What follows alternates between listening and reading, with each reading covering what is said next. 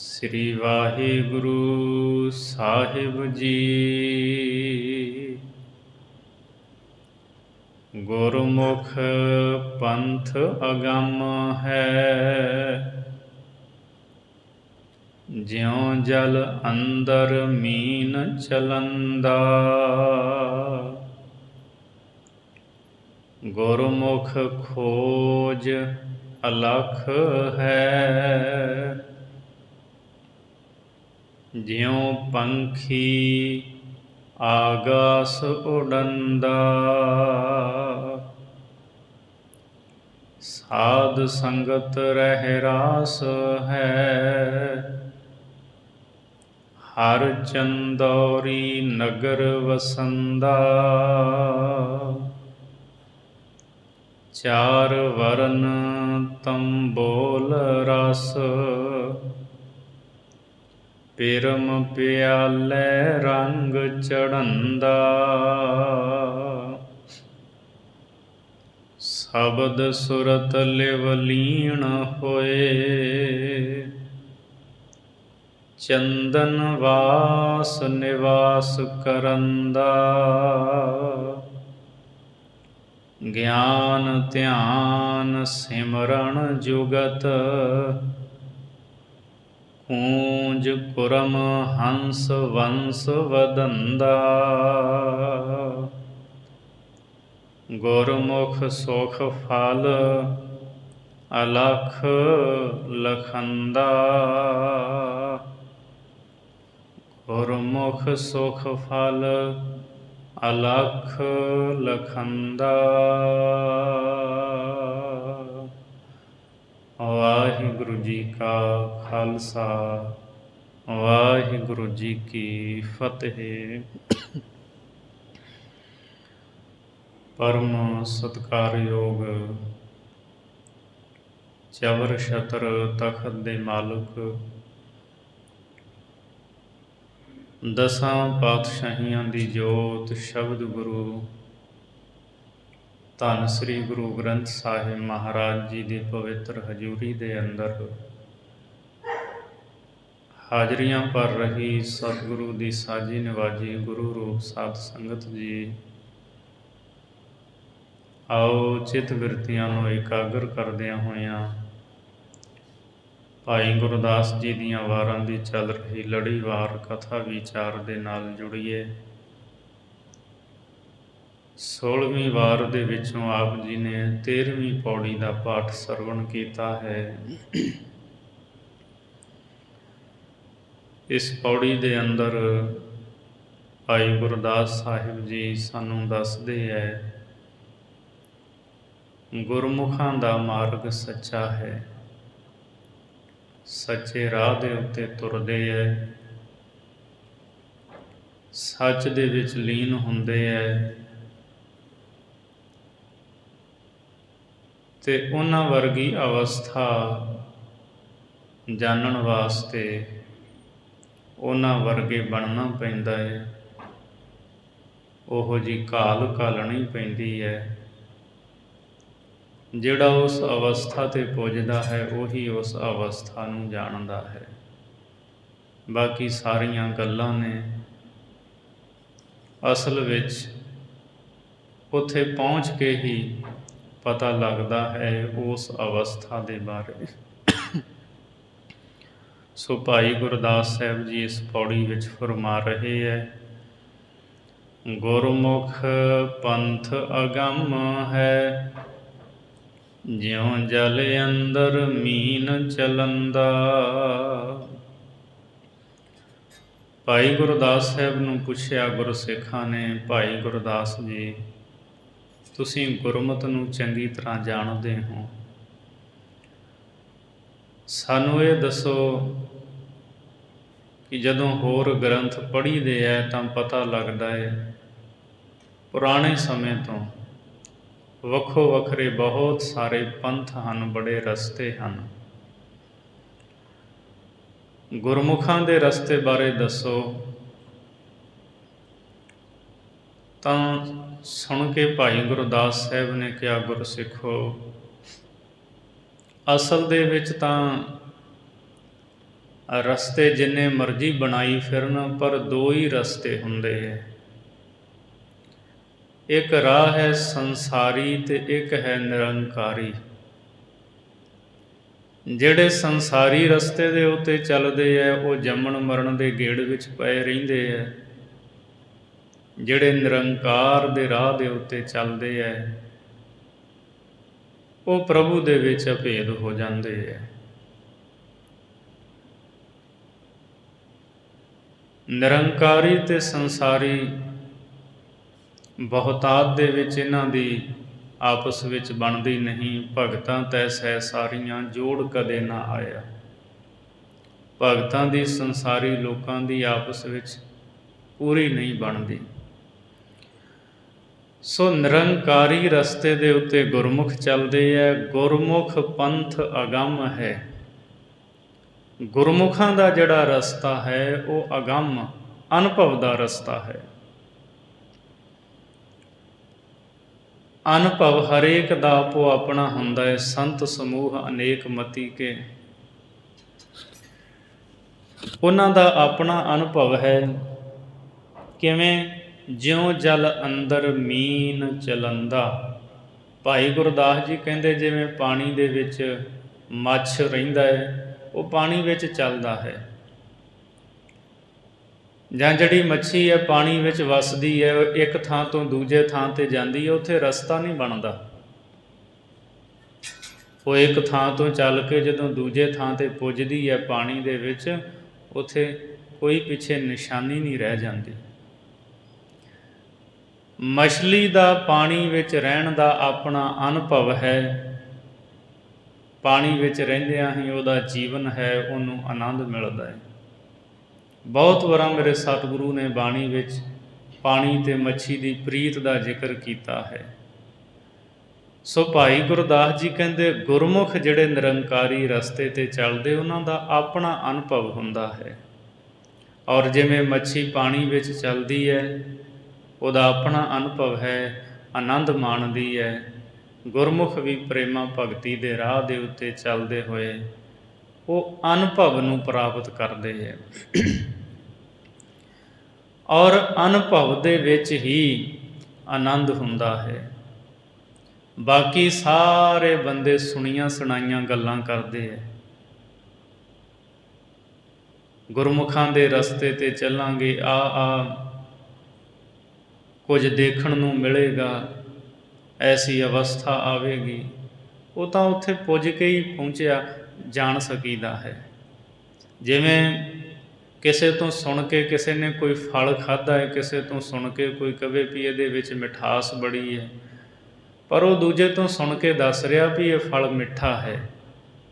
ਪਰ ਜਦੋਂ ਉਹ ਫਲ ਨੂੰ ਆਪ ਚੱਖੇਗਾ, ਉਹਨੂੰ ਆਪ ਪਤਾ ਲੱਗੇਗਾ ਵੀ ਇਹਦੇ ਵਿੱਚ ਮਿਠਾਸ ਹੈ, ਉਹਨੂੰ ਅਨੁਭਵ ਕਹਿੰਦੇ ਹੈ। ਸੋ ਗੁਰਮੁਖਾਂ ਦਾ ਰਸਤਾ ਜਿਹੜਾ ਹੈ ਅਨੁਭਵੀ ਹੈ। ਜਿਵੇਂ ਮੱਛੀ ਪਾਣੀ ਵਿੱਚ ਵੱਸਦੀ ਹੈ, ਪਾਣੀ 'ਚ ਚੱਲਦੀ, ਉਹਦਾ ਆਪਣਾ ਅਨੁਭਵ ਹੈ। ਗੁਰਮੁਖ ਖੋਜ ਅਲਖ ਹੈ, ਜਿਉਂ ਪੰਖੀ ਆਗਾਸ ਉਡੰਦਾ। ਗੁਰਮੁਖਾਂ ਦਾ ਖੋਜ ਜੋ ਰਸਤਾ ਹੈ ਉਹ ਵੀ ਅਲਖ ਹੈ। ਜਾਣਿਆ ਨਹੀਂ ਜਾ ਸਕਦਾ, ਸਮਝਿਆ ਨਹੀਂ ਜਾ ਸਕਦਾ, ਉਹਨੂੰ ਲਿਖਿਆ ਨਹੀਂ ਜਾ ਸਕਦਾ। ਕਿਵੇਂ? ਜਿਉਂ ਪੰਖੀ ਆਗਾਸ ਉਡੰਦਾ। ਜਿਵੇਂ ਪੰਛੀ ਆਕਾਸ਼ ਦੇ ਵਿੱਚ ਉੱਡਦਾ ਹੈ, ਇੱਕ ਪਾਸੇ ਤੋਂ ਦੂਜੇ ਪਾਸੇ ਆਕਾਸ਼ ਵਿੱਚ ਜਦੋਂ ਉੱਡ ਕੇ ਚਲਿਆ ਜਾਂਦਾ ਹੈ, ਬੰਦਾ ਫਿਰ ਦੂਜੇ ਨੂੰ ਦਿਖਾ ਨਹੀਂ ਦੱਸ ਸਕਦਾ ਕਿ ਆਹ ਵੇਖੋ ਇੱਥੇ ਲੀਕ ਪੈ ਗਈ ਹੈ ਜਾਂ ਇਹ ਰਾਹ ਬਣਾ ਕੇ ਚਲਿਆ ਗਿਆ। ਨਹੀਂ, ਉੱਥੇ ਕੋਈ ਨਿਸ਼ਾਨ ਨਹੀਂ ਹੈ। ਪੰਛੀ ਆਕਾਸ਼ ਵਿੱਚ ਉਡਾਰੀ ਲਾ ਕੇ ਆਨੰਦ ਮਾਣਦਾ ਹੈ ਅਤੇ ਆਕਾਸ਼ ਵਿੱਚ ਉੱਡਣ ਦਾ ਵੀ ਉਹਦਾ ਆਪਣਾ ਹੀ ਅਨੁਭਵ ਹੈ। ਸੋ ਜਿਵੇਂ ਪੰਛੀ ਆਕਾਸ਼ ਦੇ ਵਿੱਚ ਉੱਡਦਾ ਹੈ, ਔਰ ਗੁਰਮੁਖ ਜਨ ਜਿਹੜੇ ਨੇ ਇਸੇ ਤਰ੍ਹਾਂ ਉਡਾਰੀ ਲਾਉਂਦੇ ਹੈ। ਉਹ ਉਡਾਰੀ ਗੁਰਮੁਖਾਂ ਦੀ ਉਹਨਾਂ ਨੂੰ ਆਪ ਉਹਦੇ ਬਾਰੇ ਸੋਝੀ ਹੈ, ਉਹ ਆਪ ਹੀ ਉਹਦੇ ਬਾਰੇ ਜਾਣਦੇ ਹੈ, ਦੂਜਾ ਕੋਈ ਨਹੀਂ ਜਾਣਦਾ। ਸਾਧ ਸੰਗਤ ਰਹਿ ਰਾਸ ਹੈ, ਹਰ ਚੰਦੌਰੀ ਨਗਰ ਵਸੰਦਾ। ਸਾਧ ਸੰਗਤ ਰਹਿਰਾਸ ਹੈ, ਇਹ ਸੱਚੀ ਰਹੁ ਰੀਤੀ ਹੈ, ਇਹ ਸੱਚੀ ਮਰਿਆਦਾ ਹੈ। ਤੇ ਵਿਰਲੇ ਹੀ ਇਸ ਸੱਚੀ ਮਰਿਆਦਾ ਦੇ ਧਾਰਨੀ ਬਣਦੇ ਹੈ, ਨਹੀਂ ਤੇ ਬੰਦਾ ਸਾਧ ਸੰਗਤ ਕਰਦਾ ਹੀ ਨਹੀਂ। ਤੇ ਸਾਧ ਸੰਗਤ ਦੇ ਵਿੱਚ ਆ ਕਰਕੇ ਇਸ ਗੱਲ ਦੀ ਸੋਝੀ ਮਿਲਦੀ ਹੈ, ਹਰ ਚੰਦੌਰੀ ਨਗਰ ਵਸੰਦਾ। ਇਹ ਸੰਸਾਰ ਜਿਹੜਾ ਨਾ, ਇਹ ਹਰ ਚੰਦੌਰੀ ਦੀ ਨਗਰੀ ਵਾਂਗ ਵਸਦਾ ਹੈ। ਮਤਲਬ ਝੂਠੀ ਨਗਰੀ ਦੇ ਵਾਂਗ, ਸਦਾ ਕਾਇਮ ਰਹਿਣ ਵਾਲਾ ਨਹੀਂ, ਸਦਾ ਟਿਕ ਕੇ ਰਹਿਣ ਵਾਲਾ ਨਹੀਂ। ਗੁਰਬਾਣੀ ਦੇ ਵਿੱਚ ਸਤਿਗੁਰੂ ਨੇ ਵਾਰ-ਵਾਰ ਬਚਨ ਕੀਤੇ ਹੈ, ਦੁਨੀਆ ਕੈਸ ਮੁਕਾਮੇ ਕਰ ਸਿਦਕ ਕਰਨੀ ਖਰਚ ਵੱਧ ਹੋ ਲਾਗ ਰਹੋ ਨਾਮੇ। ਮਹਾਰਾਜ ਕਹਿੰਦੇ ਦੁਨੀਆ ਦਾ ਕਾਹਦਾ ਟਿਕਾਣਾ ਹੈ? ਕੋਈ ਟਿਕਾਣਾ ਨਹੀਂ ਇਸ ਦਾ, ਇਹ ਤਾਂ ਫਨਾ ਹੋ ਜਾਣ ਵਾਲੀ ਹੈ। ਕਰ ਸਿਦਕ ਕਰਨੀ ਖਰਚ ਵੱਧ ਹੋ ਲਾਗ ਰਹੋ ਨਾਮੇ। ਬੰਦਿਆ ਤੂੰ ਆਪਣੇ ਮਨ ਵਿੱਚ ਸਿਦਕ ਰੱਖ, ਸ਼੍ਰੇਸ਼ਟ ਕਰਨੀ ਕਰ, ਔਰ ਸ੍ਰੇਸ਼ਟ ਕਰਨੀ ਇਹ ਪੂੰਜੀ ਆਪਣੇ ਪੱਲੇ ਬੰਨ੍ਹ ਲੈ, ਵਾਹਿਗੁਰੂ ਦੇ ਨਾਮ ਵਿੱਚ ਲੱਗਿਆ ਰਹਿ, ਨਾਸ਼ਵੰਤ ਸੰਸਾਰ ਦੇ ਨਾਲ ਨਾ ਜੁੜ। ਸੋ ਸਾਧ ਸੰਗਤ ਦੇ ਵਿੱਚੋਂ ਹੀ ਇਸ ਗੱਲ ਦਾ ਪਤਾ ਲੱਗਦਾ ਹੈ ਵੀ ਇਹ ਸੰਸਾਰ ਹਰ ਚੰਦੌਰੀ ਹੈ, ਝੂਠੀ ਨਗਰੀ ਹੈ, ਬੱਦਲਾਂ ਦੀ ਛਾਂ ਹੈ। ਇਹ ਤਾਂ ਬਿਨਸ ਜਾਣ ਵਾਲੀ ਹੈ, ਸਦੀਵੀ ਰਹਿਣ ਵਾਲੀ ਨਹੀਂ। ਚਾਰ ਵਰਨ ਤੰਬੋਲ ਰਸ, ਪਿਰਮ ਪਿਆਲੇ ਰੰਗ ਚੜੰਦਾ। ਚਾਰੇ ਵਰਨ ਬ੍ਰਾਹਮਣ, ਖੱਤਰੀ, ਵੈਸ਼, ਸ਼ੂਦਰ, ਇਹਨਾਂ ਚਾਰਿਆਂ ਦੇ ਵੱਖੋ ਵੱਖਰੇ ਰਸਤੇ ਹਨ, ਵੱਖਰਾ ਵੱਖਰਾ ਮਤ ਹੈ। ਭਾਈ ਗੁਰਦਾਸ ਜੀ ਕਹਿੰਦੇ ਜਿਵੇਂ ਤੰਬੋਲ ਰਸ ਹੁੰਦਾ ਨਾ, ਪਾਨਾਂ ਦਾ ਬੀੜਾ, ਉਹਦੇ ਵਿੱਚ ਕੱਥ, ਸੁਪਾਰੀ, ਚੂਨਾ ਅਤੇ ਪਾਨ, ਇਹ ਚਾਰ ਚੀਜ਼ਾਂ, ਅਤੇ ਚਾਰੇ ਜਦੋਂ ਮਿਲ ਜਾਂਦੀਆਂ ਨੇ, ਬੰਦਾ ਚਬਾਉਂਦਾ ਹੈ ਤਾਂ ਇੱਕ ਗੂੜਾ ਲਾਲ ਰੰਗ ਬਣਦਾ ਹੈ। ਕਹਿੰਦੇ ਇਸੇ ਤਰ੍ਹਾਂ ਜਿਹੜੇ ਚਾਰੇ ਵਰਨਾਂ ਦੇ ਲੋਕ ਨੇ ਨਾ, ਜਦੋਂ ਸਾਧ ਸੰਗਤ ਵਿੱਚ ਆ ਜਾਂਦੇ ਹੈ, ਗੁਰਮੁਖਾਂ ਦੀ ਸੰਗਤ ਵਿੱਚ ਆ ਜਾਂਦੇ ਹੈ, ਤਾਂ ਫਿਰ ਉਹ ਇੱਕ ਹੀ ਰਹਿ ਜਾਂਦੇ, ਉਹ ਅੱਡੋ ਅੱਡ ਨਹੀਂ ਰਹਿੰਦੇ, ਉਹ ਗੁਰਮੁਖ ਹੁੰਦੇ ਆ।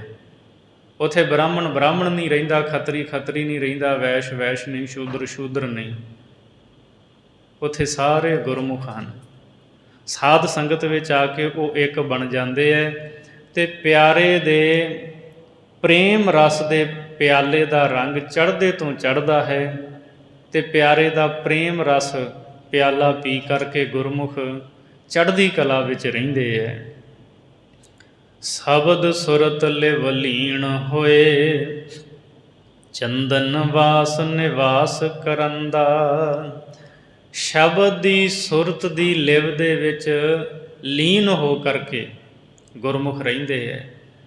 ਅਤੇ ਜਿਵੇਂ ਚੰਦਨ ਵਾਸ ਨਿਵਾਸ ਕਰਨ ਦਾ, ਜਿਵੇਂ ਚੰਦਨ ਜਿੱਥੇ ਵਾਸਾ ਕਰਦਾ ਨਾ, ਹੋਰਾਂ ਨੂੰ ਵੀ ਆਪਣੇ ਵਰਗਾ ਬਣਾ ਲੈਂਦਾ ਹੈ, ਇਸ ਤਰ੍ਹਾਂ ਗੁਰਮੁਖ ਸਾਧ ਸੰਗਤ ਦੇ ਵਿੱਚ ਵਸਦੇ ਹੋਏ ਹੋਰਾਂ ਨੂੰ ਵੀ ਆਪਣੇ ਵਰਗਾ ਬਣਾਉਂਦੇ, ਆਪਣੇ ਵਰਗਾ ਹੀ ਗੁਰਮੁਖ ਕਰ ਲੈਂਦੇ ਹੈ।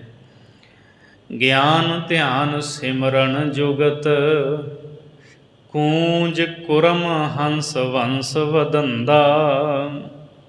ਕੁਰਮ ਦੀ ਥਾਂ 'ਤੇ ਕੂਰਮ ਪਾਠ ਵੀ ਪਾਠੰਤਰ ਹੈ, ਕੁਰਮ ਅਤੇ ਕੂਰਮ ਦੋਵੇਂ। ਭਾਈ ਗੁਰਦਾਸ ਜੀ ਕਹਿੰਦੇ ਗਿਆਨ ਧਿਆਨ ਅਤੇ ਸਿਮਰਨ ਦੀ ਜੁਗਤੀ ਦੇ ਵਿੱਚ ਗੁਰਮੁਖ ਕੂੰਜ ਵਾਂਗ, ਕੱਛੂ ਵਾਂਗ ਅਤੇ ਹੰਸ ਵਾਂਗ ਆਪਣੀ ਵੰਸ ਨੂੰ ਵਧਾਉਂਦੇ ਹੈ। ਜਿਹੜੀ ਕੂੰਜ ਹੁੰਦੀ ਹੈ ਉਹ ਆਪਣੇ ਬੱਚਿਆਂ ਦਾ ਧਿਆਨ ਕਰਦੀ ਹੈ, ਚੇਤੇ ਕਰਦੀ ਉਹਨਾਂ ਨੂੰ, ਸਿਮਰਨ ਕਰਦੀ ਹੈ। ਆਪਾਂ ਰੋਜ਼ ਰਹਿਰਾਸ ਸਾਹਿਬ ਪੜ੍ਹਦੇ ਹਾਂ ਨਾ, ਊਡੇ ਊਡ ਆਵੈ ਸਹਿ ਕੋਸਾ, ਤਿਸ ਪਾਛੈ ਬਚਰੇ ਸ਼ਰਿਆ, ਤਿਨ ਕਵਣ ਖਲਾਵੈ ਕਵਣ ਚੁਗਾਵੈ, ਮਨ ਮਹਿ ਸਿਮਰਨ ਕਰਿਆ। ਕੂੰਜਾਂ ਦੂਰ ਉੱਡ ਜਾਂਦੀਆਂ ਨੇ, ਬੱਚੇ ਉਹਨਾਂ ਦੇ ਪਿੱਛੇ ਰਹਿ ਜਾਂਦੇ ਹੈ। ਉਹ ਭੋਜਨ ਜਦੋਂ ਕਰਦੀਆਂ ਨੇ ਨਾ, ਆਪਣੇ ਬੱਚਿਆਂ ਦਾ ਧਿਆਨ ਕਰ ਲੈਂਦੀਆਂ, ਉਹਨਾਂ ਨੂੰ ਚੇਤੇ 'ਚ ਰੱਖਦੀਆਂ, ਐਨਰਜੀ ਪਹੁੰਚਦੀ ਹੈ ਉਹਨਾਂ ਕੋਲ, ਉਹ ਜਿਉਂਦੇ ਰਹਿੰਦੇ ਹੈ, ਪਲਦੇ ਹੈ। ਇਸੇ ਤਰ੍ਹਾਂ ਕੱਛੂ ਉਹ ਵੀ ਪਾਣੀ ਤੋਂ ਬਾਹਰ ਆ ਕੇ ਦਰਿਆ ਦੇ ਕੰਢੇ 'ਤੇ ਰੇਤ ਦੇ ਵਿੱਚ ਆਂਡੇ ਦਿੰਦੀ ਹੈ, ਫਿਰ ਉਹਨਾਂ 'ਚੋਂ ਬੱਚੇ ਪੈਦਾ ਹੁੰਦੇ ਹੈ, ਫਿਰ ਉਹ ਪਾਣੀ 'ਚ ਜਾਂਦੇ ਹੈ। ਔਰ ਹੰਸ ਜਿਹੜਾ ਹੈ ਉਹ ਦੁੱਧ ਪਾਣੀ ਨੂੰ ਵੱਖਰਾ ਕਰ ਦਿੰਦਾ ਹੈ। ਸੋ ਭਾਈ ਗੁਰਦਾਸ ਜੀ ਕਹਿੰਦੇ ਜਿਹੜੇ ਗੁਰਮੁਖ ਹਨ ਉਹ ਗਿਆਨ, ਧਿਆਨ ਅਤੇ ਸਿਮਰਨ ਦੀ ਜੁਗਤੀ ਕੂੰਜ, ਕੱਛੂ ਅਤੇ ਹੰਸ ਵਾਂਗ ਰੱਖਦੇ ਹੈ, ਆਪਣੀ ਵੰਸ਼ ਨੂੰ ਵਧਾਉਂਦੇ ਹੈ। ਜਿਵੇਂ ਕੂੰਜਾਂ ਦਾ ਧਿਆਨ ਹੁੰਦਾ, ਇਸ ਤਰ੍ਹਾਂ ਦਾ ਗੁਰਮੁਖਾਂ ਦਾ ਧਿਆਨ ਹੁੰਦਾ ਹੈ। ਗੁਰਮੁਖ ਸਦਾ ਮਾਲਕ ਨੂੰ ਚੇਤੇ ਕਰਦੇ ਹੈ। ਹੰਸ ਜਿਵੇਂ ਦੁੱਧ ਅਤੇ ਪਾਣੀ ਨੂੰ ਨਿਤਾਰ ਦਿੰਦਾ, ਵੱਖਰਾ ਕਰ ਦਿੰਦਾ ਹੈ, ਗੁਰਮੁਖ ਵੀ ਦੁਰਮਤ ਨੂੰ ਔਰ ਗੁਰਮਤ ਨੂੰ ਵੱਖਰਾ ਕਰ ਦਿੰਦੇ ਹੈ। ਦੁਰਮਤ ਨੂੰ ਛੱਡ ਦਿੰਦੇ ਹੈ, ਗੁਰਮਤ ਨੂੰ ਗ੍ਰਹਿਣ ਕਰ ਲੈਂਦੇ ਹੈ। ਇਸ ਤਰ੍ਹਾਂ ਆਪਣੀ ਵੰਸ਼ ਅੱਗੇ ਤੋਂ ਅੱਗੇ ਵਧਾਉਂਦੇ ਰਹਿੰਦੇ ਹੈ, ਮਤਲਬ ਹੋਰਾਂ ਨੂੰ ਗੁਰਮੁਖ ਬਣਾਉਂਦੇ ਰਹਿੰਦੇ ਹੈ। ਗੁਰਮੁਖ ਸੁਖ ਫਲ ਅਲਖ ਲਖੰਦਾ, ਜਿਹੜੇ ਗੁਰਮੁਖ ਪਿਆਰੇ ਹਨ ਉਹਨਾਂ ਦਾ ਸੁਖ ਫਲ ਇਹੋ ਹੀ ਹੈ ਕਿ ਉਹ ਅਲਖ ਪਰਮਾਤਮਾ ਨੂੰ ਜਾਣ ਲੈਂਦੇ ਹੈ, ਅਲਖ ਨੂੰ ਲਖ ਲੈਂਦੇ ਹੈ, ਪਰਮੇਸ਼ਰ ਬਾਰੇ ਉਹਨਾਂ ਨੂੰ ਸੋਝੀ ਹੋ ਆਉਂਦੀ ਹੈ। ਸੋ ਉਹਨਾਂ ਦਾ ਪੰਥ ਸਾਰਿਆਂ ਤੋਂ ਨਿਰਾਲਾ ਹੈ, ਵੱਖਰਾ ਹੈ। ਅਗਲੀ 14ਵੀਂ ਪੌੜੀ ਦੇ ਵਿੱਚ ਭਾਈ ਗੁਰਦਾਸ ਸਾਹਿਬ ਜੀ ਸਾਨੂੰ ਦੱਸਦੇ ਹੈ ਪਰਮਾਤਮਾ ਬੇਅੰਤ ਹੈ, ਅਲਖ ਹੈ, ਉਸ ਨੂੰ ਬੇਅੰਤ ਬੇਅੰਤ ਕਹਿਣਾ ਹੀ ਬਣਦਾ ਹੈ। ਬ੍ਰਹਮਾਦਿਕ ਵੇਦਾਂ ਸਣੈ, ਨੇਤ ਨੇਤ ਕਰ ਭੇਦ ਨ ਪਾਇਆ। ਬ੍ਰਹਮਾ ਆਦਿਕ ਨੇ ਵੇਦਾਂ ਦੇ ਸਮੇਤ ਵਾਹਿਗੁਰੂ ਦਾ ਭੇਦ ਨਹੀਂ ਪਾਇਆ। ਸਾਰਿਆਂ ਨੇ ਉਸ ਨੂੰ ਨੇਤ ਨੇਤ, ਨੇਤ ਦਾ ਮਤਲਬ ਹੁੰਦਾ ਹੈ ਸੰਸਕ੍ਰਿਤ ਤੋਂ ਬਣਿਆ ਸ਼ਬਦ ਨਾ ਇਤੀ, ਨਹੀਂ ਹੈ ਜਿਸ ਦਾ ਕੋਈ ਅੰਤ, ਭਾਵ ਬੇਅੰਤ। ਪਰਮਾਤਮਾ ਨੂੰ ਇਹਨਾਂ ਸਾਰਿਆਂ ਨੇ ਬੇਅੰਤ ਬੇਅੰਤ ਹੀ ਕਿਹਾ ਹੈ। ਵੇਦ ਵੀ ਉਹਦਾ ਭੇਦ ਨਹੀਂ ਜਾਣਦੇ। ਗੁਰੂ ਗ੍ਰੰਥ ਸਾਹਿਬ ਜੀ ਦੀ ਜਦੋਂ ਆਪਾਂ ਬਾਣੀ ਪੜ੍ਹਦੇ ਹਾਂ, ਸਤਿਗੁਰੂ ਪੰਚਮ ਪਾਤਸ਼ਾਹ ਜੀ ਫਰਮਾਉਂਦੇ ਹੈ, ਮਹਿਮਾ ਨਾ ਜਾਣਹਿ ਵੇਦ। ਜਿਹੜੇ ਵੇਦ ਨੇ ਇਹ ਵੀ ਪਰਮੇਸ਼ਰ ਦੀ ਮਹਿਮਾ ਨਹੀਂ ਜਾਣਦੇ। ਬ੍ਰਹਮੇ ਨਹੀਂ ਜਾਣਹਿ ਭੇਦ, ਬ੍ਰਹਮਾ ਵੀ ਪਰਮਾਤਮਾ ਦਾ ਭੇਦ ਨਹੀਂ ਜਾਣ ਸਕਦਾ। ਅਵਤਾਰ ਨਾ ਜਾਣਹਿ ਅੰਤ, ਪਰਮੇਸ਼ਰ ਪਾਰ ਬ੍ਰਹਮ ਬੇਅੰਤ। ਜਿਹੜੇ ਅਵਤਾਰੀ ਪੁਰਸ਼ ਹੋਏ ਹੈ ਨਾ, ਇਹ ਵੀ ਰੱਬ ਦਾ ਅੰਤ ਨਹੀਂ ਜਾਣਦੇ। ਪਰਮੇਸ਼ਰ ਪਾਰ ਬ੍ਰਹਮ ਬੇਅੰਤ ਹੈ। ਸੋ ਇਸ ਲਈ ਕਦੇ ਵੀ ਉਸ ਦਾ ਅੰਤ ਨਹੀਂ ਪਾਇਆ ਜਾ ਸਕਦਾ, ਅਤੇ ਉਹ ਆਪਣੀ ਅਵਸਥਾ ਨੂੰ ਆਪ ਹੀ ਜਾਣਦਾ ਹੈ। ਆਪਣੀ ਗਤ ਆਪ ਜਾਣੈ, ਸੁਣ ਸੁਣ ਅਵਰ ਬਖਾਨੈ। ਸੁਣ ਸੁਣ ਕੇ ਤਾਂ ਹੋਰ ਲੋਕ ਕਥਨ ਕਰਦੇ ਹੈ, ਪਰ ਉਹ ਆਪਣੇ ਬਾਰੇ ਆਪ ਹੀ ਜਾਣਦਾ ਹੈ। ਸੰਕਰਾ ਨਹੀਂ ਜਾਣਹਿ ਭੇਵ, ਖੋਜ ਹਾਰੇ ਦੇਵ। ਸੰਕਰਾ ਕਹਿੰਦੇ ਸ਼ਿਵ ਜੀ ਨੂੰ, ਸ਼ੰਕਰ ਮਹਾਰਾਜ ਕਹਿੰਦੇ ਉਹ ਵੀ ਉਹਦੇ ਭੇਦ ਨੂੰ ਨਹੀਂ ਸਮਝ ਸਕਿਆ। ਕੋਈ ਉਹਦੀ ਮਹਿਮਾ ਨੂੰ ਪੂਰਨ ਤੌਰ 'ਤੇ ਨਹੀਂ ਜਾਣ ਸਕਿਆ। ਖੋਜ ਥੱਕੇ ਸਭ ਹੀ ਖੁਜੀਆ, ਸੁਰ ਹਾਰ ਪਰੇ ਹਰ ਹਾਥ ਨਾ ਆਇਓ। ਕਲਗੀਧਰ ਮਹਾਰਾਜ ਜੀ ਕਹਿੰਦੇ ਹੈ, ਖੋਜੀ ਸਨ ਨਾ ਜਿਹੜੇ ਖੋਜ ਕਰਨ ਵਾਲੇ, ਭਾਲ ਕਰਨ ਵਾਲੇ, ਲੱਭਦੇ ਰਹੇ, ਰੱਬ ਨਹੀਂ ਲੱਭਾ ਉਹਨਾਂ ਨੂੰ। ਸੁਰ ਹਾਰ ਪਰੇ, ਦੇਵਤੇ ਵੀ ਹਾਰ ਗਏ, ਹਰ ਹਾਥ ਨਾ ਆਇਓ, ਅਤੇ ਰੱਬ ਉਹਨਾਂ ਦੇ ਹੱਥ ਨਹੀਂ ਆਇਆ। ਸੋ ਖੋਜ ਹਾਰੇ ਦੇਵ, ਦੇਵਤੇ ਵੀ ਖੋਜ ਕੇ ਲੱਭ ਕੇ ਹਾਰ ਹੰਭ ਗਏ। ਦੇਵੀਆ ਨਹੀਂ ਜਾਣੈ ਮਰਮ, ਸਭ ਉੱਪਰ ਅਲਖ ਪਾਰ ਬ੍ਰਹਮ। ਕੋਈ ਦੇਵੀ ਦੇਵਤਾ ਉਹਦਾ ਭੇਦ ਨਹੀਂ ਜਾਣ ਸਕਿਆ। ਸੋ ਐਸਾ ਹੈ ਬੇਅੰਤ। ਭਾਈ ਗੁਰਦਾਸ ਜੀ ਕਹਿੰਦੇ ਹੈ, ਬ੍ਰਹਮਾ ਆਦਿਕ ਜਿਹੜੇ ਦੇਵਤੇ ਹੈ, ਵੇਦਾਂ ਦੇ ਸਮੇਤ ਇਹ ਪ੍ਰਭੂ ਦਾ ਭੇਦ ਨਹੀਂ ਪਾ ਸਕੇ।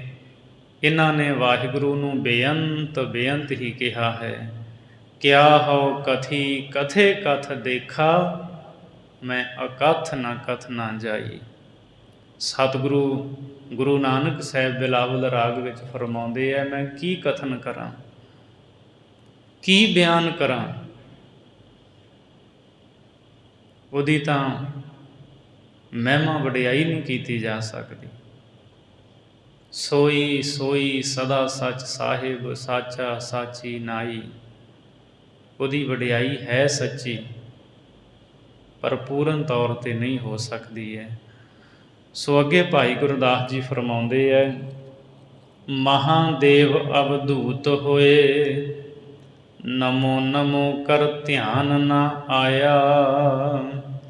ਮਹਾਦੇਵ ਜਿਹੜਾ ਸ਼ਿਵ ਜੀ ਹੈ, ਇਹ ਵੀ ਅਵਧੂਤ ਬਣਿਆ ਰਿਹਾ। ਬੈਰਾਗੀ ਅਤੀਤ ਬਣ ਕੇ ਸਰੀਰ 'ਤੇ ਸੁਆਹ ਮਲੀ ਤੇ ਧਿਆਨ ਦੇ ਵਿੱਚ ਜੁੜ ਸਮਾਧੀ ਲਾ ਇਹਨੇ ਸਿਮਰਨ ਕੀਤਾ, ਪਰ ਉਹਦੇ ਧਿਆਨ ਵਿੱਚ ਪ੍ਰਭੂ ਨਹੀਂ ਆਇਆ। ਉਹਨੇ ਨਮੋ ਨਮੋ ਕਰ ਨਮਸਕਾਰ ਹੀ ਕੀਤੀ ਹੈ, ਨਮਸਕਾਰ ਹੀ ਕੀਤੀ ਹੈ।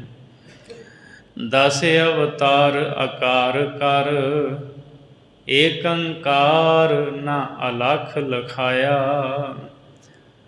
ਤੇ ਜਿਹੜੇ 10 ਅਵਤਾਰ ਹੋਏ ਹੈ, ਮੱਛ ਕੱਛ ਇਤਿਆਦਿਕ, ਉੱਦਾਂ 24 ਅਵਤਾਰ ਨੇ। ਸਨਾਤਨ ਮਤ ਦੇ ਧਰਮ ਗ੍ਰੰਥ ਜਦੋਂ ਆਪਾਂ ਪੜ੍ਹਦੇ ਹਾਂ, ਰਾਮ ਕ੍ਰਿਸ਼ਨ ਪਰਸੁਰਾਮ ਮੱਛ ਕੱਛ, ਇਹ ਅਵਤਾਰ ਨੇ। 10 ਅਵਤਾਰਾਂ ਨੇ ਜਨਮ ਲੈ ਕੇ ਏਕੰਕਾਰ ਪ੍ਰਮਾਤਮਾ ਜੋ ਅਲਖ ਹੈ ਉਸ ਨੂੰ ਨਹੀਂ ਲਖਿਆ, ਉਹਨੂੰ ਨਹੀਂ ਜਾਣ ਸਕੇ। ਰਿੱਧ ਸਿੱਧ ਨਿਧ ਨਾਥ ਨੌ, ਆਦ ਪੁਰਖ ਆਦੇਸ ਕਰਾਇਆ। ਇਸੇ ਤਰ੍ਹਾਂ ਜਿਹੜੇ 9 ਨਾਥ ਹਨ, ਇਹ ਰਿੱਧੀਆਂ ਸਿੱਧੀਆਂ ਤੇ ਨਿੱਧੀਆਂ ਦੇ ਵਿੱਚ ਹੀ ਲੱਗੇ ਰਹੇ। ਰਿੱਧੀਆਂ ਸਿੱਧੀਆਂ ਵਿਖਾ ਕੇ ਲੋਕਾਂ ਨੂੰ ਭਰਮਾਉਂਦੇ ਰਹੇ ਹੈ, ਔਰ ਇਹਨਾਂ ਦੇ ਵਿੱਚ ਹੀ ਲੋਭਾਏਮਾਨ ਰਹੇ। ਆਦ ਪੁਰਖ ਆਦੇਸ ਕਰਾਇਆ, ਭੇਦ ਪਰਮਾਤਮਾ ਦਾ ਇਹਨਾਂ ਨੇ ਵੀ ਨਹੀਂ ਪਾਇਆ। 9 ਨਾਥਾਂ ਨੇ ਆਦ ਪੁਰਖ ਨੂੰ ਆਦੇਸ਼ ਕੀਤਾ ਹੈ, ਨਮਸਕਾਰ ਕੀਤੀ, ਉਹਨੂੰ ਮੱਥਾ ਟੇਕਿਆ। ਇਹ ਪ੍ਰਭੂ ਤੇਰਾ ਕੋਈ ਅੰਤ ਨਹੀਂ। ਸਹਿਸ ਨਾਮ ਲੈ ਸਹਿਸ ਮੁਖ, ਸਿਮਰਨ ਸੰਖ ਨਾ ਨਾਉ ਧਿਆਇਆ। ਭਾਈ ਗੁਰਦਾਸ ਜੀ ਕਹਿੰਦੇ ਸ਼ੇਸ਼ ਨਾਗ ਜਿਹੜਾ ਹੈ, 1000 ਮੂੰਹ ਨੇ, ਔਰ ਉਹ ਹਰ ਮੂੰਹ ਨਾਲ ਪ੍ਰਭੂ ਦਾ ਹਰ ਰੋਜ਼ ਨਵਾਂ ਨਾਮ ਲੈਂਦਾ ਹੈ, ਉਚਾਰਨ ਕਰਦਾ ਹੈ, ਪਰ ਉਹਨੇ ਪਰਮਾਤਮਾ ਦੇ ਨਾਵਾਂ ਦੀ ਗਿਣਤੀ ਦਾ ਕੋਈ ਅੰਤ ਨਹੀਂ ਪਾਇਆ। ਵਾਹਿਗੁਰੂ ਦੇ ਨਾਵਾਂ ਦੀ ਗਿਣਤੀ ਹੀ ਨਹੀਂ ਮੁੱਕੀ, ਤੇ ਉਹਦਾ ਅੰਤ ਕਿੱਥੋਂ ਪਾ ਲੈਣਾ ਸੀ। ਲੋਮਸ ਤਪ ਕਰ ਸਾਧਨਾ, ਹਉਮੈ ਸਾਧ ਨਾ ਸਾਧ ਸਦਾਇਆ। ਲੋਮਸ਼ ਇੱਕ ਬੜੀ ਲੰਮੀ ਉਮਰ ਵਾਲਾ ਰਿਸ਼ੀ ਹੋਇਆ ਹੈ। ਉਹਦਾ ਬਹੁਤ ਗ੍ਰੰਥਾਂ ਵਿੱਚ ਜ਼ਿਕਰ ਮਿਲਦਾ ਹੈ, ਖਾਸ ਕਰਕੇ ਸਨਾਤਨ ਮਤ ਦੇ ਗ੍ਰੰਥ। ਭਾਈ ਗੁਰਦਾਸ ਜੀ ਕਹਿੰਦੇ ਲੋਮਸ਼ ਰਿਸ਼ੀ ਜਿਹੜਾ ਹੈ ਨਾ, ਇਹਨੇ ਤਪ ਕੀਤਾ, ਵੱਡੀਆਂ ਸਾਧਨਾ ਸਾਧੀਆਂ, ਜਿਹਦੇ ਨਾਲ ਸਗੋਂ ਉਹਦੀ ਹਉਮੈ ਵਧੀ, ਤੇ ਨਾ ਉਹ ਹਉਮੈ ਨੂੰ ਸਾਧ ਸਕਿਆ ਤੇ ਨਾ ਹੀ ਆਪਣੇ ਆਪ ਨੂੰ ਉਹ ਸਾਧ ਬਣਾ ਸਕਿਆ। ਜਿਵੇਂ ਜਿਵੇਂ ਲੰਮੀ ਤਪੱਸਿਆ ਸਾਧਨਾ ਕਰਦਾ ਗਿਆ, ਤੇ ਮਨ ਵਿੱਚ ਉਹ ਹਉਮੈ ਵੱਧਦੀ ਗਈ ਵੀ ਮੈਂ ਵੱਡਾ ਤਪੱਸਿਆ ਕਰਨ ਵਾਲਾ ਹਾਂ, ਵੱਡੀ ਸਾਧਨਾ ਕਰਨ ਵਾਲਾ ਹਾਂ। ਸੋ ਇਹ ਨੰਨੇ ਸ਼ਬਦ ਦਾ ਜੋ ਭਾਵ ਅਰਥ ਹੈ, ਦੋਵੇਂ ਪਾਸੇ ਲੱਗੇਗਾ। ਹਉਮੈ ਸਾਧਨਾ, ਹਉਮੈ ਨੂੰ ਨਹੀਂ ਸਾਧ ਸਕਿਆ, ਹਉਮੈ ਨੂੰ ਕਾਬੂ ਵਿੱਚ ਨਹੀਂ ਕਰ ਸਕਿਆ। ਨਾ ਸਾਧ ਸਦਾਇਆ, ਤੇ ਨਾ ਹੀ ਉਹ ਫਿਰ ਸਾਧੂ ਮਹਾਤਮਾ ਸਦਾ ਸਕਿਆ ਆਪਣੇ ਆਪ ਨੂੰ। ਚਿਰ ਜੀਵਨ ਬਹੁ ਹੰਡਣਾ, ਗੁਰਮੁਖ ਸੁਖ ਫਲ ਪਲ ਨਾ ਚਖਾਇਆ। ਤੇ ਲੰਮੀ ਉਮਰ ਚਿਰ ਜੀਵਨ ਵਾਲੇ ਜਿਹੜੇ ਸਨ, ਜਿਨ੍ਹਾਂ ਦੀਆਂ ਬੜੀਆਂ ਬੜੀਆਂ ਲੰਮੀਆਂ ਉਮਰਾਂ ਸੀ, ਚਿਰ ਜੀਵਨ ਬਹੁ ਹੰਡਣਾ, ਤੇ ਬਹੁਤ ਉਮਰ ਜਿਨ੍ਹਾਂ ਨੇ ਬਤੀਤ ਕੀਤੀ। ਗੁਰਮੁਖ ਸੁਖ ਫਲ ਪਲ ਨਾ ਚਖਾਇਆ, ਜੋ ਗੁਰਮੁਖਾਂ ਨੂੰ ਸੁਖ ਫਲ ਪ੍ਰਾਪਤ ਹੋਇਆ ਨਾ, ਇੱਕ ਪਲ ਵੀ ਉਹਦਾ ਰਸ ਉਹ ਚੱਖ ਨਹੀਂ ਸਕੇ। ਜਿਸ ਰਸ ਨੂੰ ਗੁਰਮੁਖ ਮੰਨਦੇ ਆ ਨਾ, ਇੱਕ ਪਲ ਮਾਤਰ ਵੀ, ਥੋੜ੍ਹਾ ਸਮਾਂ ਵੀ, ਉਹ ਲੰਮਾ ਸਮਾਂ ਜਿਉਣ ਵਾਲੇ ਉਸ ਰਸ ਦੇ ਆਨੰਦ ਨੂੰ ਨਹੀਂ ਪ੍ਰਾਪਤ ਕਰ ਸਕੇ। ਗੁਰਮੁਖਾਂ ਨੂੰ ਉਹ ਰਸ ਪ੍ਰਾਪਤ ਹੋਇਆ ਹੈ। ਵੱਡੀਆਂ ਉਮਰਾਂ ਦੇ ਨਾਲ ਥੋੜ੍ਹੀ ਕੋਈ ਰੱਬ ਮਿਲਦਾ ਹੈ। ਜੋਗੀਆਂ ਦੀਆਂ ਬੜੀਆਂ ਬੜੀਆਂ ਲੰਮੀਆਂ ਉਮਰਾਂ ਸਨ। ਅਤੇ ਗੁਰੂ ਨਾਨਕ ਸਾਹਿਬ ਦੇ ਨਾਲ ਜਦੋਂ ਚਰਚਾ ਹੁੰਦੀ ਸੀ, ਮਹਾਰਾਜ ਨੂੰ ਬਾਲਕਾ ਕਹਿੰਦੇ ਸੀ। ਬਾਲਕ ਇੱਦਾਂ ਦੱਸ, ਆਪਾਂ ਸਿੱਧ ਗੋਸ਼ਟ ਪੜ੍ਹਦੇ ਹਾਂ, ਸਿੱਧਾਂ ਦੇ ਨਾਲ ਗੋਸ਼ਟੀ ਹੋਈ, ਮਹਾਰਾਜ ਦੀ ਚਰਚਾ ਹੋਈ। ਕਹਿ ਬੈਸਾ ਹੋ ਕਹਿ ਰਹੀ ਹੈ ਬਾਲੇ, ਉਹ ਬਾਲੇ ਹੀ ਕਹਿੰਦੇ ਸਨ ਬਾਲਕ। ਉਮਰ ਵੱਡੀ ਸੀ ਪਰ ਮਨ ਨਹੀਂ ਸੀ ਉਹਨਾਂ ਦਾ ਖੜਿਆ, ਟਿਕਿਆ ਨਹੀਂ ਸੀ ਮਨ, ਅਤੇ ਮਹਾਰਾਜ ਨੇ ਉਹਨਾਂ ਨੂੰ ਉਪਦੇਸ਼ ਦਿੱਤਾ। ਸੋ ਜਿਹੜੇ ਲੰਮੀ ਉਮਰ ਵਾਲੇ ਸੀ ਉਹ ਇੱਕ ਪਲ ਮਾਤਰ ਦਾ ਵੀ ਪਰਮ ਰਸ, ਪਰਮ ਆਨੰਦ ਨਹੀਂ ਚੱਖ ਸਕੇ। ਗੁਰਮੁਖਾਂ ਨੂੰ ਜੋ ਸੁਖ ਫਲ ਪ੍ਰਾਪਤ ਹੋਇਆ ਹੈ। ਕੁਦਰਤ ਅੰਦਰ ਭਰਮ ਭੁਲਾਇਆ, ਇਹ ਜਿੰਨੇ ਵੀ ਭਾਈ ਗੁਰਦਾਸ ਜੀ ਨੇ ਗਿਣੇ ਨੇ ਨਾ, ਬ੍ਰਹਮਾ ਆਦਿਕ ਵੇਦਾਂ ਸਣੇ, ਸ਼ਿਵ ਜੀ, ਹੋਰ 10 ਅਵਤਾਰ, 9 ਨਾਥ, ਸ਼ੇਸ਼ ਨਾਗ ਵਰਗੇ, ਜਾਂ ਹੋਰ ਲੰਮੀਆਂ ਉਮਰਾਂ ਵਾਲੇ ਲੋਮਸ਼ ਰਿਸ਼ੀ ਵਰਗੇ, ਭਾਈ ਗੁਰਦਾਸ ਜੀ ਕਹਿੰਦੇ ਇਹ ਸਾਰੇ ਕੁਦਰਤ ਦੇ ਅੰਦਰ ਹੀ ਭਰਮ ਵਿੱਚ ਭੁੱਲੇ ਰਹੇ। ਜਿਹੜਾ ਆਨੰਦ ਗੁਰਮੁਖਾਂ ਨੇ ਮਾਣ ਲਿਆ ਸਿਮਰਨ ਕਰਕੇ, ਉਹ ਆਨੰਦ ਨਹੀਂ ਇਹ ਮਾਣ ਸਕੇ। ਕੋਈ ਸਵਾਹ ਮਲਣ ਦੇ ਵਿੱਚ ਮਸ਼ਰੂਫ ਰਿਹਾ, ਕੋਈ ਤਾਮਸੀ ਤਪ ਕਰਦਾ ਰਿਹਾ, ਕਈਆਂ ਨੇ ਜੰਗਲਾਂ ਦੇ ਵਿੱਚ ਹੀ ਡੇਰੇ ਲਾ ਛੱਡੇ। ਤੋ ਜਿਹੜਾ ਆਨੰਦ, ਜਿਹੜਾ ਸੁੱਖ ਗੁਰਮੁਖਾਂ ਨੂੰ ਮਿਲਿਆ, ਉਹ ਆਨੰਦ, ਉਹ ਸੁੱਖ ਇਹਨਾਂ ਲੋਕਾਂ ਨੂੰ ਪ੍ਰਾਪਤ ਨਹੀਂ ਹੋਇਆ। ਇਸ ਤੋਂ ਅਗਲੀ 15ਵੀਂ ਪੌੜੀ ਦੇ ਵਿੱਚ ਭਾਈ ਗੁਰਦਾਸ ਜੀ ਦੱਸਦੇ ਹੈ, ਜਿਹੜੇ ਗੁਰਮੁਖ ਪਿਆਰੇ ਹਨ ਨਾ, ਉਹ ਮਾਇਆ ਦੇ ਵਿੱਚ ਰਹਿੰਦੇ ਪ੍ਰਭੂ ਨੂੰ ਪਾ ਲੈਂਦੇ ਹੈ। ਗੁਰਬਾਣੀ ਦਾ ਬਚਨ ਵੀ ਆਪਾਂ ਪੜ੍ਹਦੇ ਹਾਂ, ਅੰਜਨ ਮਾਹੇ ਨਿਰੰਜਨ ਰਹੀਐ, ਜੋਗ ਜੁਗਤ ਇਵ ਪਾਈਐ। ਅੰਜਨ ਦਾ ਆਖਰੀ ਅਰਥ ਹੁੰਦਾ ਸੁਰਮਾ, ਜਿਹੜਾ ਅੱਖਾਂ 'ਚ ਪਾਉਂਦੇ ਆਪਾਂ। ਸੁਰਮੇ ਦਾ ਰੰਗ ਹੁੰਦਾ ਕਾਲਾ, ਕਾਲੇ ਤੋਂ ਭਾਵ ਹੁੰਦਾ ਮਾਇਆ ਦੀ ਕਾਲਖ। ਮਾਇਆ ਦੇ ਵਿੱਚ, ਸੰਸਾਰ ਦੇ ਵਿੱਚ ਰਹਿੰਦਿਆਂ ਉਸ ਕਾਲਖ ਤੋਂ ਬਚ ਕੇ ਕਿਵੇਂ ਰਹਿਣਾ ਹੈ, ਵੀ ਮਨ ਵਿੱਚ ਲੋਭ ਨਾ ਪੈਦਾ ਹੋਵੇ। ਆਪਾਂ ਦੁਨੀਆ 'ਚ ਵੇਖਦੇ ਹਾਂ, ਇੱਥੇ ਬੰਦਾ ਚੰਦ ਪੈਸਿਆਂ ਦੀ ਖਾਤਰ ਝੱਟ ਕਤਲ ਕਰ ਦਿੰਦਾ ਹੈ। ਮਾਇਆ ਦੀ ਖਾਤਰ ਰੋਜ਼ ਕਤਲ ਹੁੰਦੇ ਹੈ, ਇੰਨਾ ਲੋਭ ਹੈ ਮਾਇਆ ਦਾ ਅੰਦਰ। ਸੋ ਮਾਇਆ ਵਿੱਚ ਰਹਿੰਦਿਆਂ ਗੁਰਮੁਖ ਨਿਰੰਜਨ, ਮਾਇਆ ਦੀ ਕਾਲਖ ਤੋਂ ਰਹਿਤ ਪ੍ਰਭੂ ਨਾਲ ਜੁੜੇ ਰਹਿੰਦੇ ਹੈ। ਗੁਰਮੁਖ ਸੁਖ ਫਲ ਸਾਧ ਸੰਗ, ਭਗਤ ਵਸ਼ਲ ਹੋਏ ਵਸਗਤ ਆਇਆ। ਭਾਈ ਗੁਰਦਾਸ ਸਾਹਿਬ ਜੀ ਕਹਿੰਦੇ ਹੈ, ਗੁਰਮੁਖ ਦਾ ਸੁਖ ਫਲ ਸਾਧ ਸੰਗਤ ਹੈ। ਸਾਧ ਸੰਗਤ ਜਿਹੜੀ ਹੈ ਨਾ, ਇਹੀ ਉਹਦਾ ਸਭ ਤੋਂ ਵੱਡਾ ਸੁੱਖ ਹੈ, ਇਹੀ ਫਲ ਹੈ ਵੀ ਮੈਂ ਗੁਰੂ ਦੀ ਸੰਗਤ ਕਰਦਾ, ਇੱਥੇ ਸ਼ਬਦ ਗੁਰੂ ਦੇ ਨਾਲ ਜੁੜਦਾ ਹਾਂ।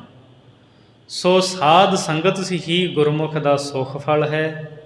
ਭਗਤ ਵਸ਼ਲ ਹੋਏ ਵਸਗਤ ਆਇਆ, ਅਤੇ ਜਿੱਥੇ ਭਗਤੀ ਹੈ, ਜਿੱਥੇ ਸਿਮਰਨ ਹੈ, ਪਰਮਾਤਮਾ ਭਗਤ ਵਸ਼ਲ ਹੈ, ਅਤੇ ਇਸੇ ਲਈ ਉਹ ਗੁਰਮੁਖਾਂ ਦੇ ਵਸ ਵਿੱਚ ਆਇਆ ਹੈ। ਕਾਰਣ ਕਰਤੇ ਵਸ ਹੈ, ਸਾਧ ਸੰਗਤ ਵਿੱਚ ਕਰੇ ਕਰਾਇਆ। ਗੁਰਮੁਖਾਂ ਨੂੰ ਇਸ ਗੱਲ ਦੀ ਸੋਝੀ ਹੈ ਵੀ ਜਿਹੜਾ ਕਾਰਨ ਹੈ ਉਹ ਕਰਤੇ ਪੁਰਖ ਦੇ ਵਸ ਵਿੱਚ ਹੈ। ਸਾਰੇ ਕਾਰਨ ਕਰਤੇ ਦੇ ਵਸ ਵਿੱਚ ਹਨ। ਕਾਰਨ ਕਹਿੰਦੇ ਜੋ ਕਾਰਜ ਹੋਇਆ ਹੈ, ਜਿਵੇਂ ਆਹ ਸੰਸਾਰ ਬਣਿਆ ਨਾ, ਇਹ ਰੱਬ ਦੇ ਹੱਥ ਵਸ ਹੈ।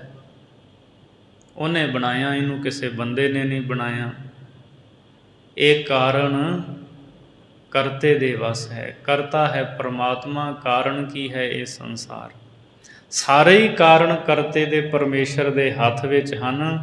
ਸਾਧ ਸੰਗਤ ਵਿੱਚ ਕਰੇ ਕਰਾਇਆ, ਪਰ ਸਾਧ ਸੰਗਤ ਵਿੱਚ ਸਭ ਕੁਝ ਸੰਤ ਜਨਾਂ ਦਾ ਕਰਾਇਆ ਉਹ ਕਰਦਾ ਹੈ।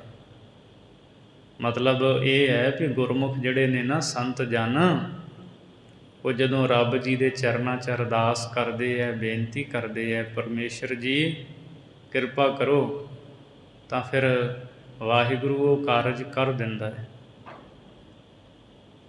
ਪ੍ਰਭ ਜੀ ਬਸੈ ਸਾਧ ਕੀ ਰਸਨਾ। ਉਹ ਤਾਂ ਸਾਧੂ ਦੀ ਰਸਨਾ 'ਤੇ ਵਸਦਾ ਹੈ, ਬੰਦਗੀ ਵਾਲਿਆਂ ਦੀ, ਨਾਮ ਜਪਣ ਵਾਲਿਆਂ ਦੇ। ਸੋ ਸਾਧ ਸੰਗਤ ਦੇ ਵਿੱਚ ਸੰਤ ਜਨਾਂ ਦਾ ਕਰਾਇਆ ਹੀ ਪ੍ਰਭੂ ਕਾਰਜ ਕਰਦਾ ਹੈ। ਪਾਰ ਬ੍ਰਹਮ ਪੂਰਨ ਬ੍ਰਹਮ, ਸਾਧ ਸੰਗਤ ਵਿੱਚ ਭਾਣਾ ਪਾਇਆ। ਪਾਰ ਬ੍ਰਹਮ ਜੋ ਪ੍ਰਕਿਰਤੀ ਦੇ ਪਾਰਾਵਾਰ ਤੋਂ ਪਰੇ ਹੈ, ਨਿਰੰਕਾਰ ਹੈ, ਉਹ ਬ੍ਰਹਮ ਸਾਰਿਆਂ ਥਾਵਾਂ 'ਤੇ ਪਰਿਪੂਰਨ ਹੈ। ਗੁਰਮੁਖਾਂ ਨੂੰ ਇਸ ਗੱਲ ਦੀ ਸੋਝੀ ਹੈ, ਅਤੇ ਸਾਧ ਸੰਗਤ ਦੇ ਵਿੱਚ ਗੁਰਮੁਖਾਂ ਨੂੰ ਪਰਮੇਸ਼ਰ ਦਾ ਭਾਣਾ ਪਾਉਂਦਾ ਹੈ, ਵਾਹਿਗੁਰੂ ਦਾ ਭਾਣਾ ਉਹਨਾਂ ਨੂੰ ਚੰਗਾ ਲੱਗਦਾ ਹੈ। ਰੋਮ ਰੋਮ ਵਿੱਚ ਰੱਖਿਓਨ, ਕਰ ਬ੍ਰਹਿਮੰਡ ਕਰੋੜ ਸਮਾਇਆ। ਪਰਮਾਤਮਾ ਨੇ ਆਪਣੇ ਇੱਕ ਇੱਕ ਰੋਮ ਦੇ ਵਿੱਚ ਕਰੋੜਾਂ ਬ੍ਰਹਿਮੰਡ ਰਚ ਕੇ ਸਮਾਏ ਹੋਏ। ਰੋਮ ਰੋਮ ਦੇ ਵਿੱਚ ਕਰੋੜਾਂ ਬ੍ਰਹਿਮੰਡ ਰੱਖੇ ਹੈ। ਜਿਵੇਂ ਆ ਇੱਕ ਬ੍ਰਹਿਮੰਡ ਹੈ, ਸੂਰਜ, ਚੰਦਰਮਾ, ਤਾਰੇ, ਗ੍ਰਹਿ, ਨਛੱਤਰ, ਆ ਧਰਤੀ, ਸਮੁੰਦਰ। ਬੰਦੇ ਨੂੰ ਇੱਥੋਂ ਦੀ ਸੋਝੀ ਹੈ, ਪੂਰੀ ਉਹ ਵੀ ਨਹੀਂ ਵੀ ਕਿੰਨਾ ਕੁਝ ਹੈ, ਪਰ ਰੱਬ ਤਾਂ ਕਰੋੜਾਂ ਬ੍ਰਹਿਮੰਡਾਂ ਦਾ ਸਿਰਜਣਹਾਰ ਹੈ। ਕੋਟ ਬ੍ਰਹਿਮੰਡ ਕੋ ਠਾਕੁਰ ਸੁਆਮੀ, ਸਰਬ ਜੀਆਂ ਕਾ ਦਾਤਾ ਰੇ। ਪ੍ਰਤਪਾਲੈ ਨਿਤ ਸਾਰ ਸੰਭਾਲੇ, ਇੱਕ ਗੁਣ ਨਹੀਂ ਮੂਰਖ ਜਾਤਾ ਰੇ। ਮਹਾਰਾਜ ਕਹਿੰਦੇ ਬੰਦਾ ਤਾਂ ਉਹਦੇ ਇੱਕ ਗੁਣ ਨੂੰ ਵੀ ਨਹੀਂ ਜਾਣ ਸਕਦਾ, ਇੰਨੇ ਗੁਣ ਨੇ ਉਹਦੇ ਇੱਕ ਰੋਮ ਦੇ ਵਿੱਚ ਕਰੋੜਾਂ ਬ੍ਰਹਿਮੰਡ ਹਨ। ਵੇਖੋ ਕਿੱਡੀ ਵੱਡੀ ਰਚਨਾ ਹੋਵੇਗੀ। ਐਸ ਧਰਤੀ ਦਾ ਹੀ ਅੰਤ ਨਹੀਂ, ਕਿੰਨੀ ਦੁਨੀਆ ਵਸਦੀ ਹੈ, ਕਿੰਨੇ ਜੀਅ ਜੰਤ ਵਸਦੇ ਹੈ, ਕੀ ਕੁਝ ਹੈ। ਅਤੇ ਆਪਾਂ ਵੇਖਦੇ ਹਾਂ, ਆਮ ਬੰਦਾ ਆਪਾਂ ਵੇਖੀਏ, ਉਹਦੇ ਸਰੀਰ 'ਤੇ ਕਿੰਨੇ ਰੋਮ ਹੁੰਦੇ ਹੈ। ਗਿਣਤੀ ਵੈਸੇ ਕੋਈ ਨਹੀਂ, ਅੰਦਾਜ਼ਨ ਕਹਿੰਦੇ ਆ ਵੀ 3.5 ਕਰੋੜ ਰੋਮ ਹੁੰਦੇ ਇੱਕ ਸਰੀਰ 'ਤੇ। ਕਹਿੰਦੇ ਰੱਬ ਦੇ ਇੱਕ ਰੋਮ ਦੇ ਵਿੱਚ ਕਰੋੜਾਂ ਬ੍ਰਹਿਮੰਡ ਹਨ। ਗਿਣਤੀ ਤਾਂ ਮੁੱਕਣੀ ਨਹੀਂ। ਕਿੱਡੀ ਵੱਡੀ ਰਚਨਾ ਦਾ ਉਹ ਮਾਲਕ ਹੈ। ਸੋ ਇੱਕ ਇੱਕ ਉਹਦੇ ਰੋਮ ਦੇ ਵਿੱਚ ਕਰੋੜਾਂ ਬ੍ਰਹਿਮੰਡ ਸਮਾਏ ਹੋਏ ਹੈ। ਬੀਅਹੁ ਕਰ ਵਿਸਥਾਰ ਵੜ, ਫਲ ਅੰਦਰ ਫਿਰ ਬੀਓ ਵਸਾਇਆ। ਪਰਮਾਤਮਾ ਨੇ ਕੀ ਕੀਤਾ ਹੈ ਵੀ ਇੱਕ ਜਿਹੜਾ ਬੀਜ ਹੈ, ਬੀਅਹੁ ਕਰ ਵਿਸਥਾਰ ਵੜ, ਇੱਕ ਛੋਟੇ ਜਿਹੇ ਬੀਜ ਤੋਂ ਕਿੱਡੇ ਵੱਡੇ ਬੋਹੜ ਦਾ ਵਿਸਥਾਰ ਕਰਦਾ ਹੈ।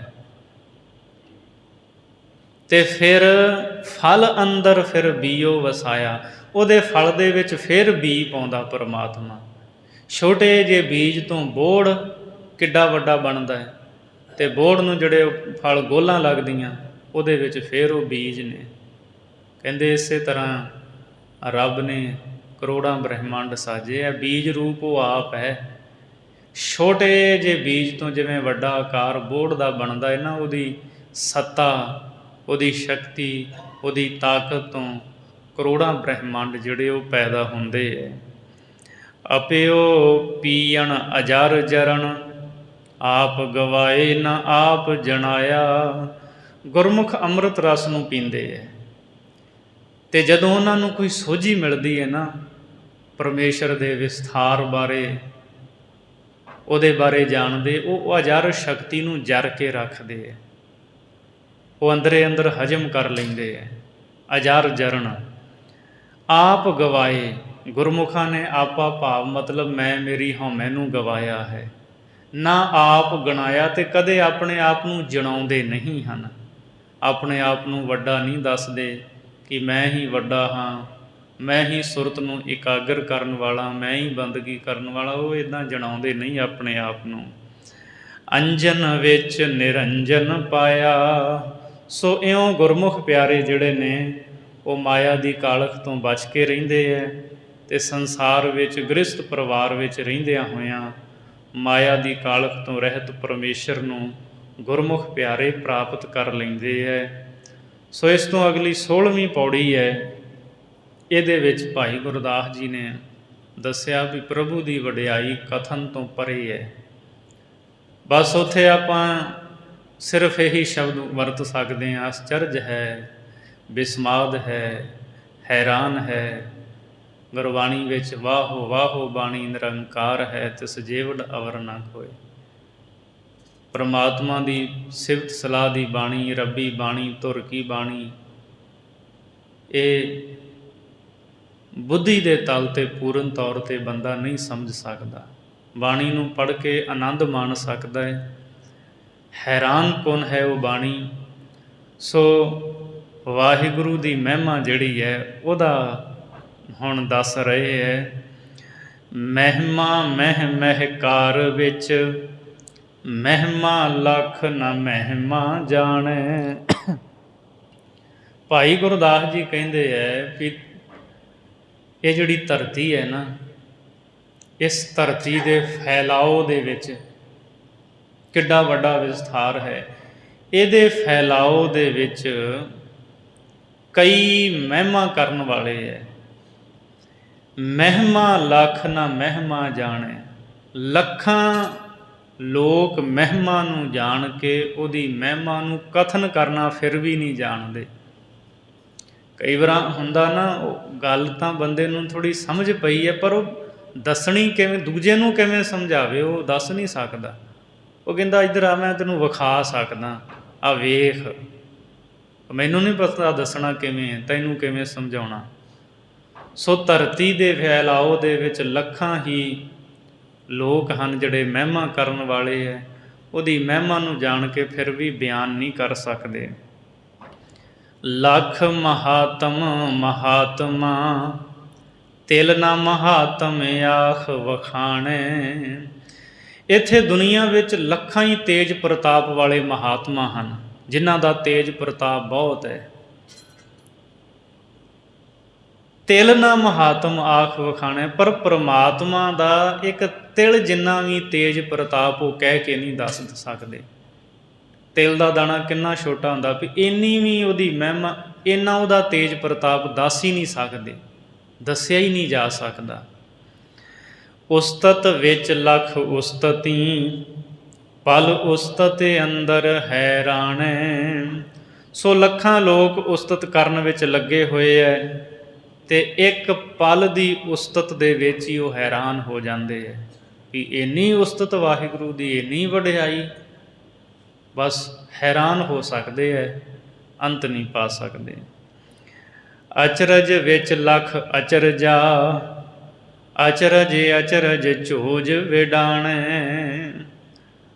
ਲੱਖਾਂ ਲੋਕ ਹੈਰਾਨ ਕੁਨ ਅਵਸਥਾ ਦੇ ਵਿੱਚ ਰਹਿੰਦੇ ਹੈ, ਉਹ ਅਚਰਜ ਹੋ ਰਹੇ ਹੈ।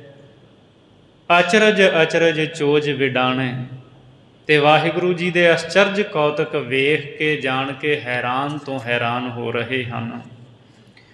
ਵਿਸਮਾਦੀ ਵਿਸਮਾਦ ਲਖ, ਵਿਸਮਾਦਹੁ ਵਿਸਮਾਦ ਵਿਹਾਣੈ।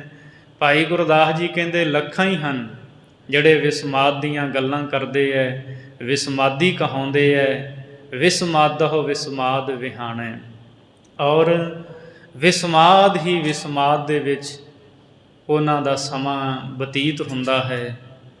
ਪਰ ਵਾਹਿਗੁਰੂ ਜੀ ਦੀ ਜੋ ਵਿਸਮਾਦ ਵਾਲੀ ਅਵਸਥਾ ਨਾ, ਉਹ ਨਹੀਂ ਦੱਸੀ ਜਾ ਸਕਦੀ। ਅਵਗਤ ਗਤ ਅਤ ਅਗਮ ਹੈ, ਅਕਥ ਕਥਾ ਆਖਾਣ ਵਖਾਣੈ। ਅਵਗਤ ਪਰਮੇਸ਼ਰ ਦੀ ਜਿਹੜੀ ਅਵਸਥਾ ਹੈ, ਉਹਦੀ ਜਿਹੜੀ ਹਾਲਤ ਹੈ, ਉਹ ਬਹੁਤ ਹੀ ਜ਼ਿਆਦਾ ਅਗਮ ਹੈ, ਮਨ ਤੋਂ ਕਿਤੇ ਪਰੇ ਹੈ। ਕੁਝ ਚੀਜ਼ਾਂ ਅਸੀਂ ਅੱਖਾਂ ਨਾਲ ਵੇਖਦੇ ਹਾਂ, ਫਿਰ ਜ਼ੁਬਾਨ ਦੇ ਨਾਲ ਉਹਨੂੰ ਦੱਸਦੇ ਹਾਂ, ਪਰ ਕੁਝ ਐਸੀਆਂ ਹੁੰਦੀਆਂ ਨਾ ਅੱਖਾਂ ਨਾਲ ਵੇਖੀਆਂ ਜਾ ਸਕਦੀਆਂ, ਨਾ ਜ਼ੁਬਾਨ ਦੇ ਨਾਲ, ਸਿਰਫ ਮਨ ਹੀ ਉਹਨੂੰ ਮਹਿਸੂਸ ਕਰ ਸਕਦਾ। ਜਿਵੇਂ ਫੁੱਲ ਦੀ ਸੁਗੰਧੀ, ਉਹ ਫੁੱਲ ਨੂੰ ਅੱਖਾਂ ਤਾਂ ਵੇਖ ਸਕਦੀਆਂ, ਹੱਥ ਫੜ ਸਕਦੇ ਆ, ਪਰ ਸੁਗੰਧੀ ਨੂੰ ਉਹ ਵੇਖੀ ਨਹੀਂ ਜਾ ਸਕਦੀ, ਉਹ ਮਹਿਸੂਸ ਕੀਤੀ ਜਾਂਦੀ ਹੈ। ਪਰਮਾਤਮਾ ਦੀ ਜਿਹੜੀ ਅਵਸਥਾ ਹੈ, ਉਹ ਮਨ ਦੀ ਪਹੁੰਚ ਤੋਂ ਪਰੇ ਹੈ, ਉਹ ਅਗਮ ਹੈ। ਅਕਥ ਕਥਾ ਆਖਾਣ ਵਖਾਣੈ, ਉਹਦੀ ਕਥਾ ਅਕਥ ਨਹੀਂ ਹੈ, ਔਰ ਇੱਕ ਦੂਜੇ ਤੋਂ ਸੁਣ ਸੁਣ ਕੇ ਸਾਰੇ ਕਰਦੇ ਹੈ। ਲੱਖ ਪਰਵਾਨ ਪਰੈ ਪਰਵਾਣੈ, ਲੱਖਾਂ ਬੰਦਗੀ ਕਰਨ ਵਾਲੇ ਜਿਹੜੇ ਵਾਹਿਗੁਰੂ ਦੇ ਦਰ ਦੇ ਉੱਤੇ ਪ੍ਰਵਾਨ ਹੋ ਗਏ ਹੈ। ਪਰਮਾਤਮਾ ਉਹਨਾਂ ਪ੍ਰਵਾਨ ਹੋਇਆਂ ਵਾਲਿਆਂ ਤੋਂ ਵੀ ਪਰੇ ਹੈ, ਉਹਨਾਂ ਤੋਂ ਵੀ ਉਹ ਪਰੇ ਦੀ ਗੱਲ ਹੈ। ਸੋ ਵਾਹਿਗੁਰੂ ਵਿਸਮਾਦ ਹੈ, ਅਸਚਰਜ ਹੈ, ਹੈਰਾਨ ਕੁਨ ਹੈ। ਉੱਥੇ ਸ਼ਬਦ ਮੁੱਕ ਜਾਂਦੇ ਹੈ, ਕੁਛ ਵੀ ਬਿਆਨ ਨਹੀਂ ਕੀਤਾ ਜਾ ਸਕਦਾ। ਮਹਿਮਾ ਜਾ ਕੀ ਗਹਿਰ ਗੰਭੀਰ, ਹੋਏ ਨਿਹਾਲ ਜੇ ਦੇ ਜਿਸ ਧੀਰ। ਉਹਦੀ ਮਹਿਮਾ ਬੜੀ ਗੈਰ ਗੰਭੀਰ ਹੈ। ਜਿਹਦੇ 'ਤੇ ਕਿਰਪਾ ਕਰ ਦਿੰਦਾ ਨਾ, ਉਹ ਨਿਹਾਲ ਹੋ ਜਾਂਦਾ, ਉਹ ਵਾਹਿਗੁਰੂ ਦੇ ਵਿੱਚ ਸਮਾ ਜਾਂਦਾ ਹੈ। ਸਤਿਗੁਰੂ ਕਿਰਪਾ ਕਰਨ। ਵਿਚਾਰਾਂ ਕਰਦਿਆਂ ਹੋਈਆਂ ਬੇਅੰਤ ਭੁੱਲਾਂ ਦੀ ਖਿਮਾ ਬਖਸ਼ਣੀ, ਅਗਾਂਹ ਵਾਸਤੇ ਸੁਮਤ ਬਖਸ਼ਣੀ ਜੀ। ਅਵਗਤ ਗਤਿਅਤ ਅਗਮ ਹੈ, ਅਕਥ ਕਥਾ ਆਖਾਣ ਵਖਾਣੈ। ਲੱਖ ਪਰਵਾਣ ਪਰੈ ਪਰਵਾਣੈ। ਵਾਹਿਗੁਰੂ ਜੀ ਕਾ ਖਾਲਸਾ, ਵਾਹਿਗੁਰੂ ਜੀ ਕੀ ਫਤਿਹ। ਤੂੰ ਠਾਕੁਰ